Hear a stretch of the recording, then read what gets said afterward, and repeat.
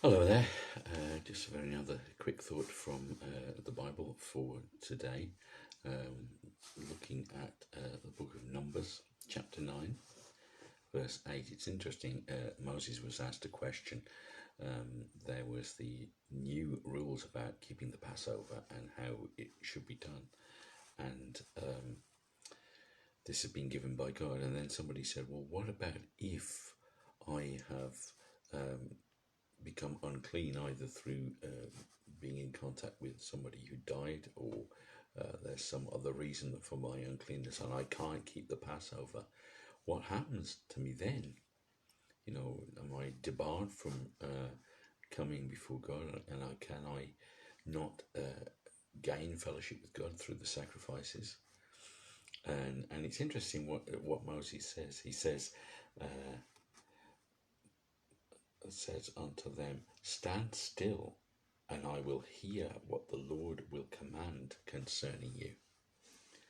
Wow, what a great relationship with God. Just to say, okay, you've asked me a question. I'm going to just very, very quietly say, God, what is your will on this? And I'm going to wait, and I'm going to hear the answer from God.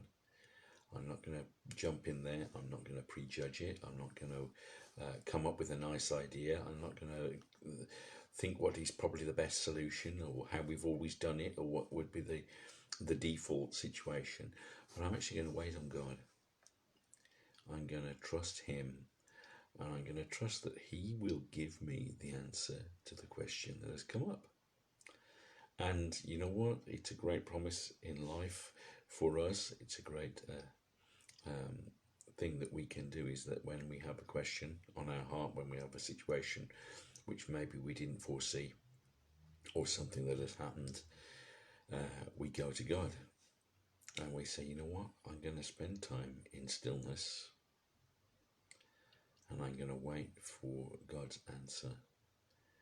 And God does answer, and He will answer, and I'm going to have the faith to trust that His answer is better than anything I will come up with.